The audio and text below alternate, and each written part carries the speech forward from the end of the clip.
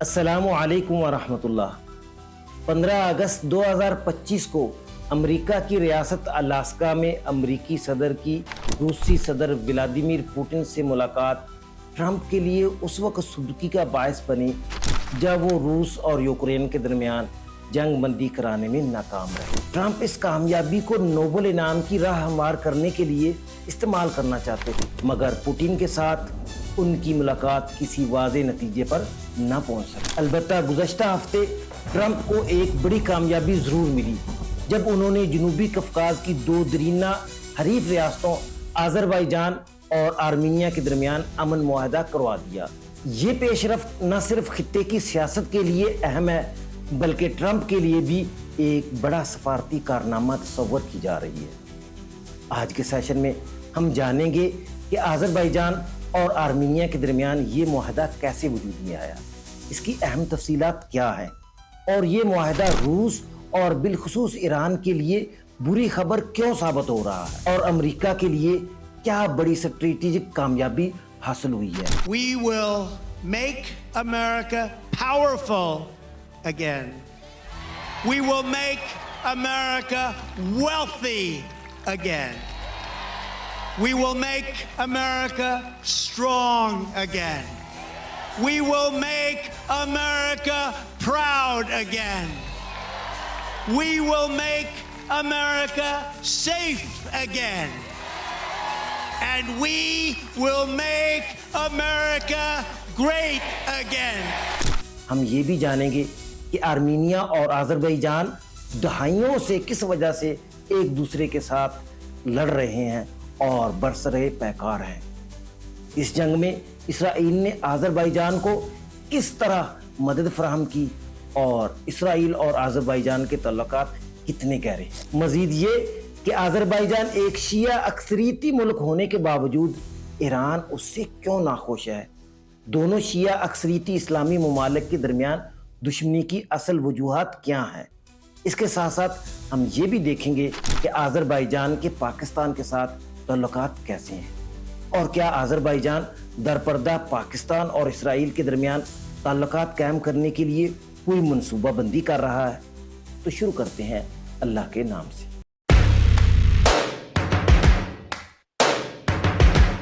बिस्मिल्लाहिर्रहमानिर्रहीम। अमरीकी सालसी में मुआहदे पर दस्तखत के बाद आज़रबाईजान और आर्मीनिया के सदूर ने डोनाल्ड ट्रंप को नोबेल इनाम के लिए नामजद कर दिया। यूं वो भी उन ममालिक और रहनुमाओं की फहरिस्त में शामिल हो गए जो ट्रंप को नोबेल इनाम का मुस्तहिक करार दे चुके हैं।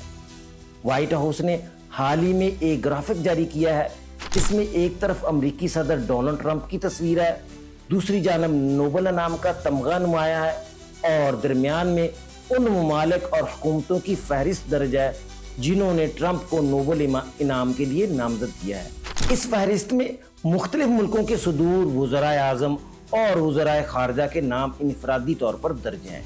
दिलचस्प पहलू ये है कि पाकिस्तान के मामले में किसी फर्द का नाम लेने की बजाय सिर्फ हुकूमत पाकिस्तान लिखा गया है। इस तर्ज तहरीर के पीछे कई इम्कानात कारफरमा हो सकते हैं। अगर वज़ीर आज़म पाकिस्तान का जिक्र किया जाता तो शायद बैनुल अक़वामी तनाज़ुर में इसकी अहमियत ज़्यादा नुमायां न होती, जबकि अगर फील्ड मार्शल का हवाला दिया जाता तो ये अंदरूनी सियासी और आइनी पेचीदगियों को उजागर कर देता। यूं लगता है कि व्हाइट हाउस ने शऊरी तौर पर एक मुबहम और अमूमी इस्तिलाह इस्तेमाल की ताकि किसी खास फर्द या ओहदे को नुमायां ना किया जाए। इस हिकमत अमली का मकसद एक तरफ पाकिस्तान के अंदरूनी ताकत के तवाज़ुन को गैर ज़रूरी बहस का मौजू बनने से बचाना है और दूसरी तरफ ये तासर देना भी है कि ये नामजदगी महज किसी फ़र्द की नहीं बल्कि रियासती सतह पर हमायत की अक्कास है। ताहम ये तर्ज तहरीर इस सवाल को ज़रूर जन्म देता है कि क्या पाकिस्तान की रियासती मशीनरी वाकई ट्रंप की नोबेल नामजदगी पर मुत्तफिक थी या ये सिर्फ किसी मखसूस सियासी या अस्करी क़यादत की ख्वाहिश थी जिसे अमूमी हुकूमत पाकिस्तान के पर्दे में पेश कर दिया गया। व्हाइट हाउस की जानब से ग्राफिक जारी करना और इस तरह की दूसरी हरकतें इस हकीकत को उजागर करती हैं कि ट्रंप की सफारती हिकमत अमली में अमन कायम करना बजाते खुद एक हदफ कम और नोबेल इनाम का हसूल ज्यादा दिखाई देता है। ان کا انداز زیادہ تر ایک سیاستدان کی بجائے ایک تاجر جیسا ہے جو ہر سودے کو اپنے فائدے کے ترازو میں تولتا ہے۔ سوال یہ ہے کہ کیا محض وقتی معاہدے اور جزوی کامیابیاں ٹرمپ کو واقعی امن کے سفیر کے طور پر پیش کر سکتی ہیں، یا یہ تمام تر کوششیں صرف ایک ذاتی ایجنڈے کی تکمیل ہے؟ بہرحال آذربائیجان اور آرمینیا کے درمیان امن معاہدہ کروا کر ٹرمپ نے نہ صرف اپنے ذاتی مقصد یعنی نوبل انعام کے حصول کی راہ ہموار کی ہے، بلکہ امریکہ کے لیے بھی ایک غیر معمولی اسٹریٹجک کامیابی حاصل کی ہے۔ یہ پیش رفت محض ایک سفارتی معاہدہ نہیں بلکہ ایک جغرافیائی اور سیاسی سنگ میل ہے۔ امریکہ کو جنوبی قفقاز میں اثر و رسوخ کا موقع ملنے کا مطلب ہے کہ وہ نہ صرف ایران کو مزید دباؤ میں رکھ سکتا ہے بلکہ روس کے جنوبی حصے میں بھی اپنی موجودگی کا احساس دلا سکتا ہے۔ یوں ٹرمپ کی اس کامیابی کو صرف امن قائم کرنے کی کوشش کی بجائے ایک گریٹ گیم کی نئی چال بھی قرار دیا جا سکتا ہے، جس میں امن کے پردے میں امریکہ نے اپنے اسٹریٹجک دائرہ اثر کو وسعت دی ہے۔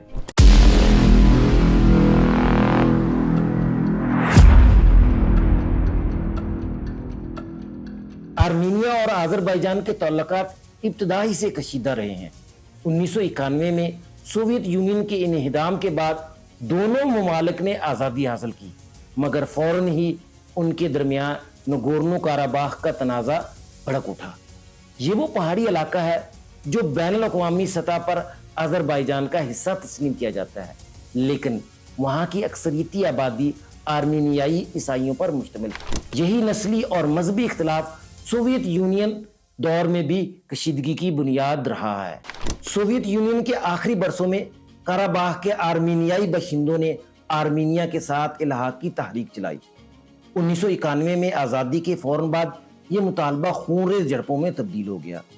1994 تک صورتحال اس نہج پر پہنچی کہ آرمینیا نے روس کی پشت منائی سے آذربائیجان کو شکست دی اور نگورنو کاراباخ کے ساتھ ساتھ ارد گرد کے 7 اضلاع پر بھی قبضہ کر لیا۔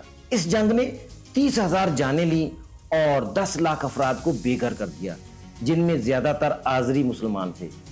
اگرچہ روس کی ثالثی سے جنگ بندی طویل عرصے تک قائم رہی، لیکن وقفے سے جھڑپیں جاری رہیں۔ 2016 میں 4 روزہ جنگ اور پھر 2020 میں 44 دنوں کی بھرپور لڑائی میں آذربائیجان نے اپنی فوجی صلاحیت اور ترک اسرائیلی حمایت کے ذریعے قراباخ کا بڑا حصہ واپس لے لیا۔ روس نے ایک بار پھر مداخلت کر کے جنگ بندی کرا دی۔ صورتحال نے نیا رخ اس وقت لیا جب ستمبر 2023 میں آذربائیجان نے اچانک فوجی آپریشن لانچ کیا۔ صرف 24 گھنٹوں میں قراباخ کی آرمینیائی فوج ہتھیار ڈالنے پر مجبور ہو گئی اور آذربائیجان نے خطے پر مکمل کنٹرول حاصل کر لیا۔ اس بار روس مداخلت نہ کر سکا کیونکہ وہ یوکرین جنگ میں الجھا ہوا تھا۔ یوں کئی دہائیوں پر محیط تنازع کا ایک باب بند ہو گیا اور قراباخ عملی طور پر آذربائیجان کے زیر تسلط آ گیا۔ تاہم آذربائیجان کے سامنے ایک اور بڑا چیلنج بدستور موجود ہے اور وہ ہے اپنے کٹے ہوئے نخچیوان کے علاقے کو مرکزی آذربائیجان سے زمینی راستے کے ذریعے جوڑنا۔ نخچیوان ایک ایکسکلیو ہے جو جغرافیائی طور پر آذربائیجان سے کٹا ہوا ہے۔ نخچیوان اور آذربائیجان کے درمیان آرمینیا واقع ہے۔ نخچیوان کے شمال اور مشرق میں آرمینیا، جنوب میں ایران اور مغرب میں ترکی واقع ہے۔ مرکزی آذربائیجان سے رابطے کے لیے یا تو ایران اور ترکی کا طویل راستہ اختیار کرنا پڑتا ہے یا آرمینیا کے جنوبی صوبے سیونیک سے گزرنا پڑتا ہے۔ یہی وجہ ہے کہ آذربائیجان طویل عرصے سے زنگ زور کوریڈور کے حصول کا خواہشمند تھا، جو آذربائیجان کو اپنے کٹے ہوئے علاقے نخچیوان سے جوڑتی ہے۔ بالآخر 8 اگست 2025 کو ڈونلڈ ٹرمپ کی ثالثی سے آذربائیجان کو یہ کوریڈور دلوا دی گئی۔ اس پیش رفت نے نہ صرف آذربائیجان کے جغرافیائی خواب کو حقیقت کا روپ دیا بلکہ کوریڈور پر امریکی نگرانی حاصل کرنے نے واشنگٹن کے لیے بھی ایک بڑی اسٹریٹجک کامیابی کی صورت اختیار کر لی ہے۔ اب واشنگٹن نہ صرف ایران کی سرحدوں کے بالکل قریب موجود ہوگا بلکہ روس کی جنوبی سرحدوں تک بھی رسائی حاصل کر لے گا۔ یہ سوال اب زیادہ شدت سے سامنے آ رہا ہے کہ یہ معاہدہ صرف آذربائیجان کے لیے ایک علاقائی کامیابی ہے یا در حقیقت امریکہ کی گریٹ گیم کا نیا موڑ جس نے قفقاز میں طاقت کا توازن یکسر بدل کر رکھا۔ زنگیزور کوریڈور جو آرمینیا کے جنوبی صوبے سیونیک سے گزرتا ہے محض 43 کلومیٹر طویل ہے، لیکن اس کی سیاسی اور جغرافیائی اہمیت عالمی سطح پر کئی گنا زیادہ ہے۔ یہ کوریڈور آذربائیجان کو اس کے الگ تھلگ علاقے نخچیوان سے جوڑ دے گا، اس کے ساتھ ہی ترکی کو بھی آذربائیجان تک براہ راست زمینی رسائی حاصل ہو جائے گی، جو فی الحال جارجیا کے راستے ایک طویل اور دشوار پہاڑی راستے پر انحصار کرتا ہے۔ اس تناظر میں یہ راہداری صرف ایک علاقائی منصوبہ نہیں بلکہ ایک زمینی سوئز کینال کے طور پر بھی ابھر رہی ہے جو ایشیا اور یورپ کو براہ راست ملا سکتی ہے۔ نگورنو کاراباخ میں آذربائیجان کی فوجی فتح کے بعد آرمینیا اور آذربائیجان کے درمیان امن مذاکرات میں تیزی آئی۔ پہلے بائیڈن اور پھر ٹرمپ نے ثالثی کا کردار ادا کیا۔ مارچ 2025 میں امن معاہدے کے مسودے پر کچھ پیش رفت ضرور ہوئی، مگر اہم نکات حل طلب رہے۔ اسی خلا کو پر کرنے کے لیے وائٹ ہاؤس نے Trump Route for International Peace and Prosperity کے نام سے منصوبہ پیش کیا۔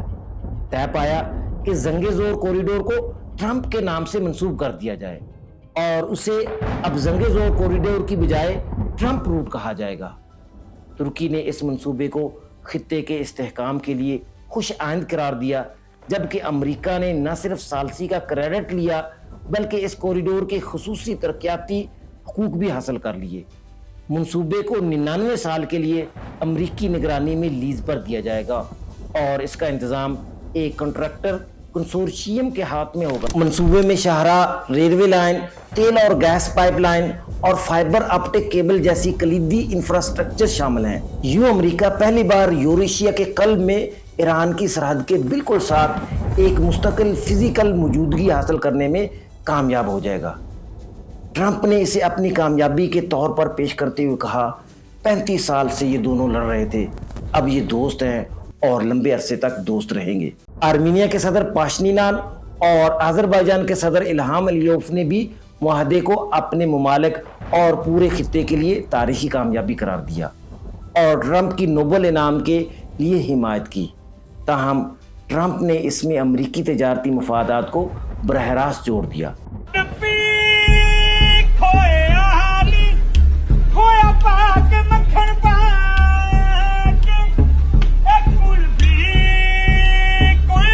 ان کا استدلال ہے کہ جب امریکہ کسی جگہ سرمایہ کاری کرتا ہے تو یہ سیکیورٹی کی ضمانت ہوتا ہے اور فریقین معاہدے کی پاسداری پر مجبور رہتے ہیں۔ یہی حکمت عملی انہوں نے یوکرین میں کریٹیکل منرلز کے معاہدے کے ساتھ بھی اپنائی۔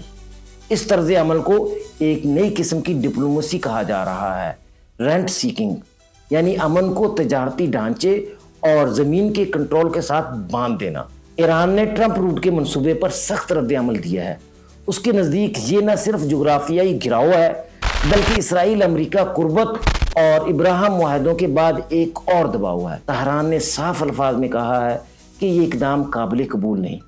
دوسری جانب روس جو یوکرین جنگ میں الجھا ہوا ہے، اس بار امریکی پیش قدمی کو مؤثر انداز میں روکنے سے قاصر رہا۔ روس کا رویہ اسرائیل کے حوالے سے بھی نرم دکھائی دیتا ہے، کیونکہ اسرائیل کی اشکنازی یہودی آبادی کا بڑا حصہ روسی یا یوکرین نژاد ہے۔ اس لیے پوٹن براہ راست اسرائیل کے خلاف سخت موقف اختیار کرنے سے گریز کرتے ہیں۔ مثال کے طور پر اسرائیلی وزیر اعظم بنیامین نتنیاہو کا تعلق بھی یوکرین سے ہے، اور چونکہ یوکرین ماضی میں روس کا حصہ تھا اس لیے انہیں روسی ہی تصور کیا جاتا ہے۔ البتہ مجموعی طور پر ماسکو اپنے روایتی اثر و رسوخ والے خطے میں امریکی قدم جمانے سے ناخوش ہے۔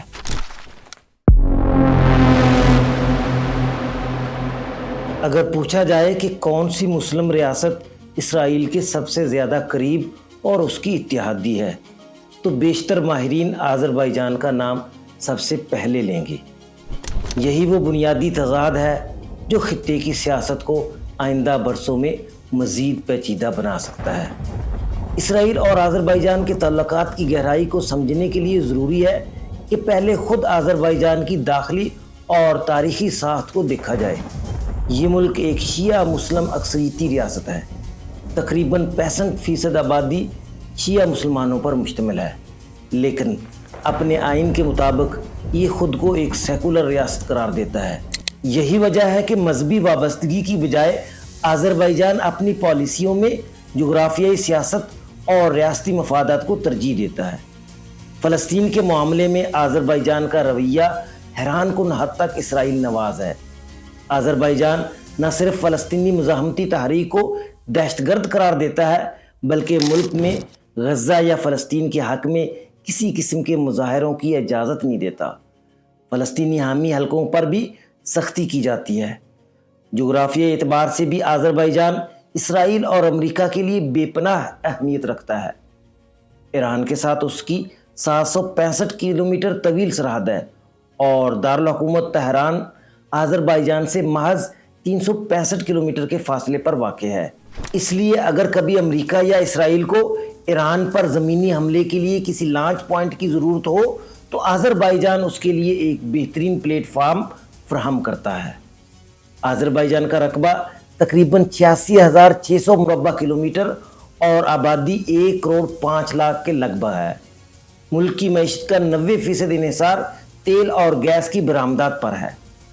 دلچسپ امر یہ ہے کہ یہاں ایک بڑی یہودی کمیونٹی بھی موجود ہے، جس کی تعداد مختلف اندازوں کے مطابق 30,000 تک ہے، اور یہ کمیونٹی آذربائیجان اسرائیل تعلقات کی ایک مضبوط سماجی بنیاد سمجھی جاتی ہے۔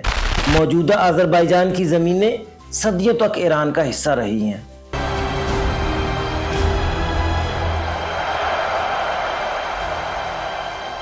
صفوی، افشار اور قاجار سلطنتوں کے ادوار میں یہ خطہ ایران کی شمالی سرحدی صوبوں میں شمار ہوتا تھا، لیکن 19ویں صدی کے آغاز میں روس نے قفقاز میں توسیع کی پالیسی اختیار کی۔ ایران نے مزاحمت کی، مگر روس کی عسکری برتری کے آگے زیادہ دیر کھڑا نہ رہ سکا۔ 1813 میں معاہدہ گلستان کے تحت ایران نے آذربائیجان کا شمالی حصہ روس کے حوالے کر دیا۔ پھر 1826 سے 1828 کے دوران ایران نے کھوئے ہوئے علاقے واپس لینے کی کوشش کی، مگر دوبارہ شکست کھائی، اور ایک اور معاہدے ترکمان چائے کے ذریعے باقی شمالی آذربائیجان بھی روس کے قبضے میں چلا گیا۔ یوں ایران کا بڑا حصہ روسی سلطنت میں شامل ہو گیا، جبکہ جنوبی آذربائیجان، تبریز، اردبیل، زنجان وغیرہ آج بھی ایران کا حصہ ہے۔ پھر پہلی عالمی جنگ کے بعد جب روسی سلطنت بکھری تو 1918 میں آذربائیجان نے آذربائیجان ڈیموکریٹک ریپبلک کے نام سے ایک آزاد ریاست قائم کی، جو مسلمانوں کی تاریخ میں پہلی جمہوری ریاست تھی۔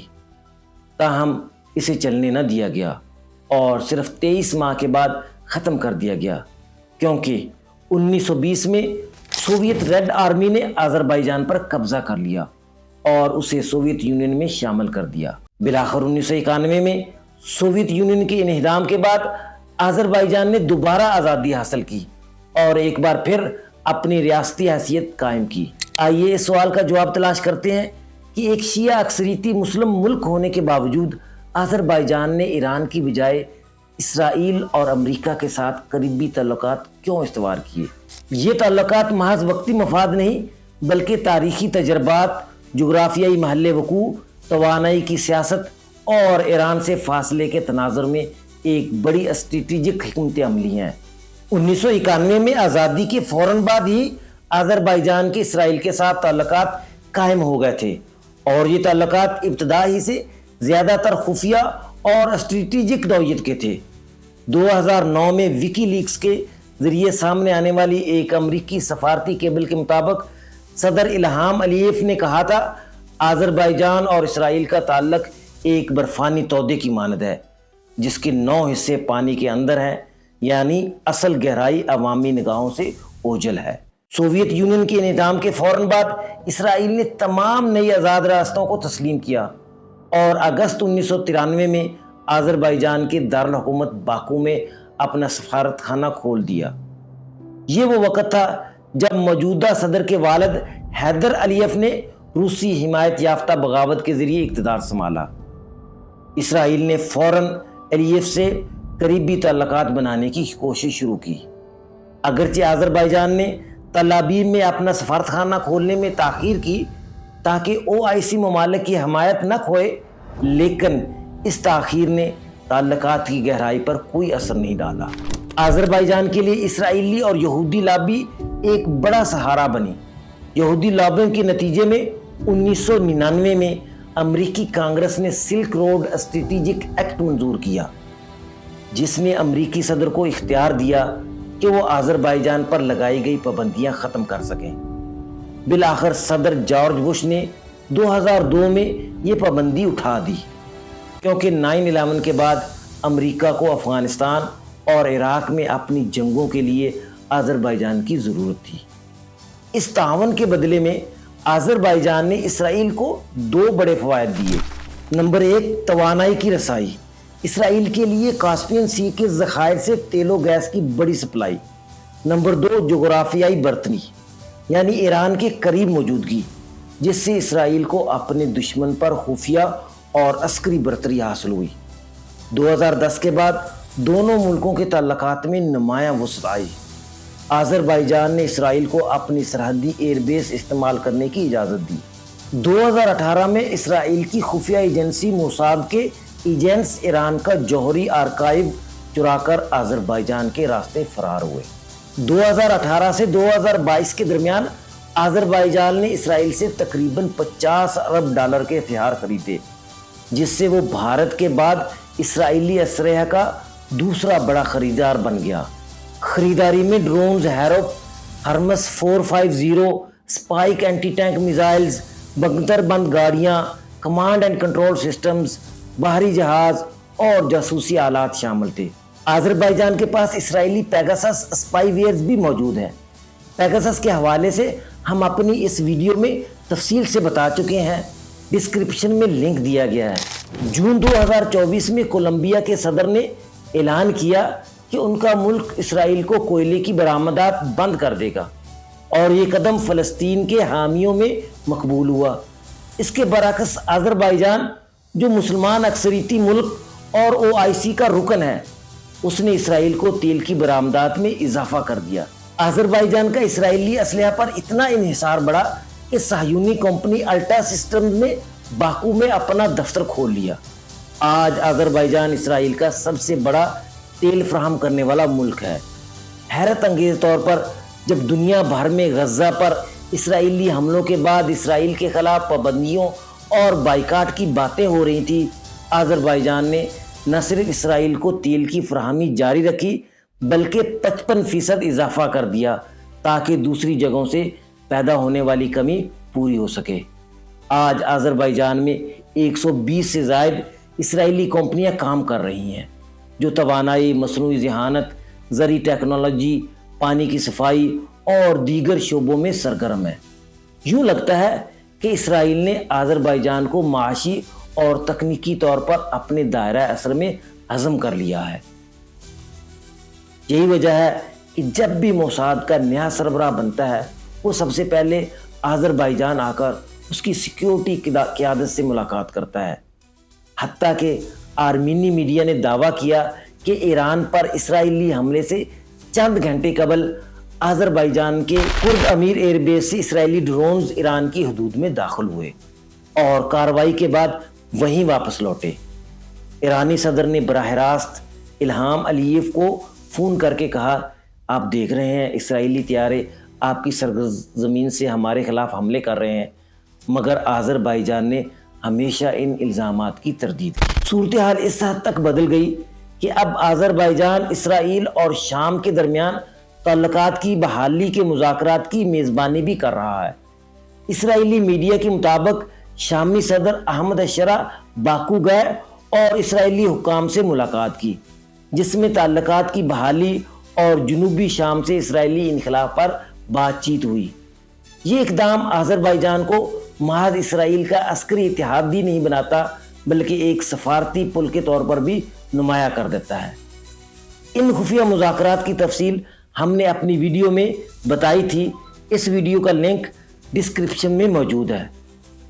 ایران کا سب سے بڑا الزام जून 2025 में सामने आया, जब इसराइल ने ईरानी सदर मसूद पज़ेश्कियान को हलाक करने की कोशिश की। 16 जून 2025 को यानी ईरान और इसराइल के दरमियान 12 रोज़ा जंग के चौथे दिन ईरानी सदर तेहरान के मगरब में ज़ेरे ज़मीन कायम कौमी सलामती कौंसिल के इजलास में शरीक थे। ये इजलास खुफिया था और सिर्फ आला तरीन सिक्योरिटी क़यादत के लिए मखसूस था। ये एक ऐसा इजलास था जिसमें मुर्शद आला के सिवा ईरान की आला तरीन क़यादत इकट्ठी थी। इसराइली इंटेलिजेंस मुसाद ने अपने जासूसों के ज़रिए इजलास का मकाम, वक्त, दाखिली और खारजी रास्तों और वेंटिलेशन सिस्टम के एयर वेंट्स तक की तफसीलात हासिल कर लीं। यानी वो जगह जहाँ से हवा कमरे या हाल में आती या निकलती है, उनकी तादाद, जगह, साइज तक की तफसीलात हासिल कर लीं। ये इंतहाई ख़तरनाक मालूमात थी क्योंकि इजलास ज़ेर ज़मीन गहराई में था और बराह रास्त मिसाइल हमला मुमकिन नहीं था। इसराइल ने मंसूबा बनाया कि वो तमाम दाखिली और खारजी रास्ते और एयर वेंट्स मिसाइलों से तबाह करके अंदर मौजूद तमाम क़यादत को दम घुटने से मार दे। इसराइली फ़ज़ाइया ने ईरानी फ़िज़ाई हदूद में दाखिल होकर ज़ेरे ज़मीन कमरे पर 6 बख्तर शिकन यानी बंकर बस्टर मिसाइल दागे। ताहम ईरानी पासदारान इनकलाब ने पहले से एक खुफिया एमरजेंसी रास्ता बना रखा था जिसे सिर्फ चंद बाएतमाद अफराद जानते थे। हमले के फ़ौरन बाद ईरानी सदर और दीगर क़यादत को इसी रास्ते से निकाल लिया गया। शदीद धमाकों की वजह से सदर के पैर में ज़ख्म आए मगर वो ज़िंदा बच गए। ये तफसीलात ईरानी सदर ने अमरीकी मेज़बान टकर कार्लसन को एक इंटरव्यू में खुद बताई।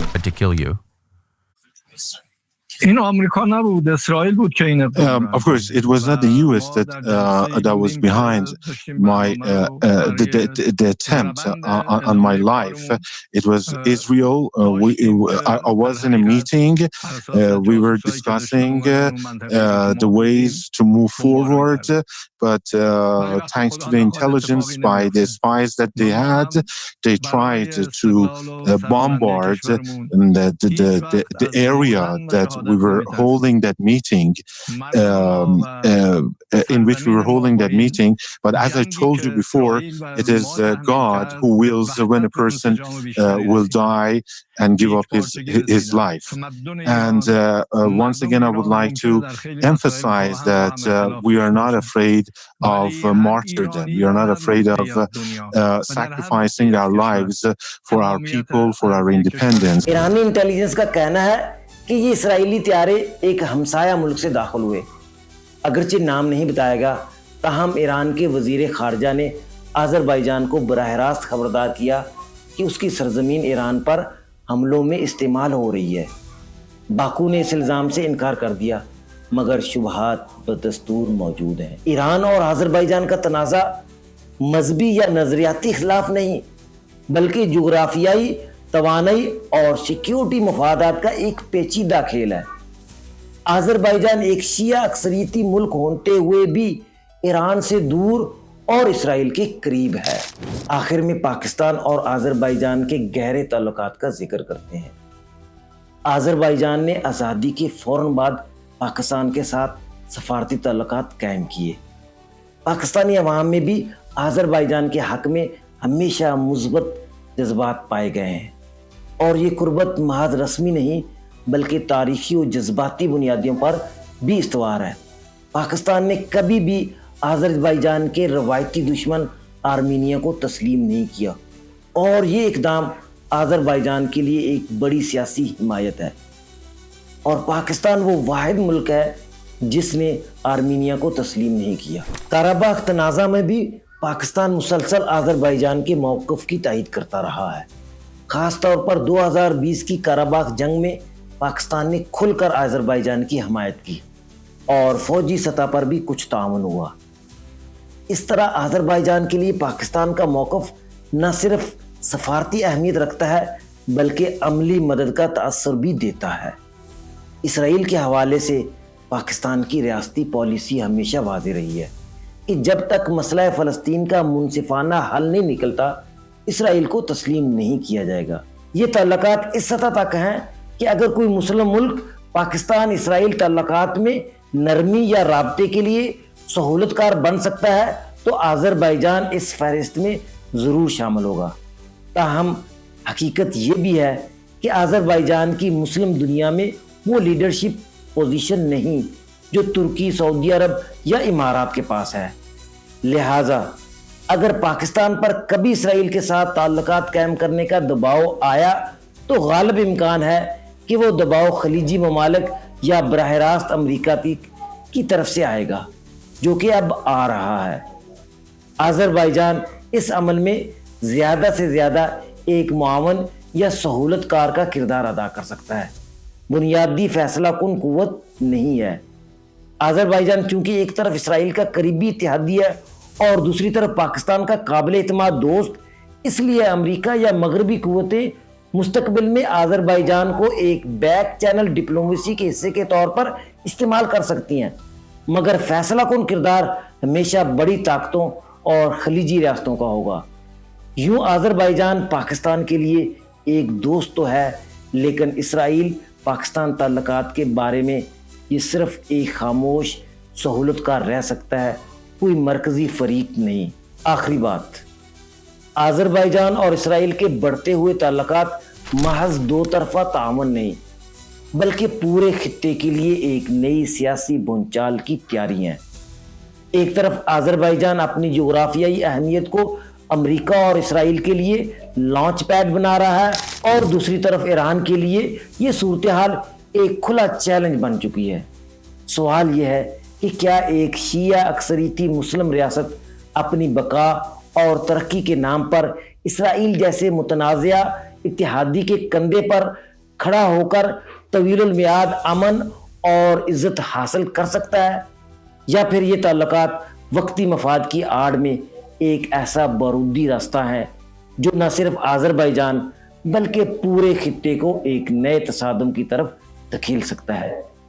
جو بھی ہو، تاریخ ہمیں یہ بتاتی ہے کہ جب مذہبی شناخت، عوامی جذبات اور ریاستی مفادات ایک دوسرے سے ٹکرا جائیں تو آخرکار کوئی بھی اتحادی دیر پا ثابت نہیں ہوتا، اور آنے والا وقت یہ فیصلہ کرے گا کہ آذربائیجان نے اپنے مستقبل کو محفوظ کیا یا اسرائیل کے ہاتھوں میں اپنی ہی سرزمین پر ایک نیا محاذ کھول دیا۔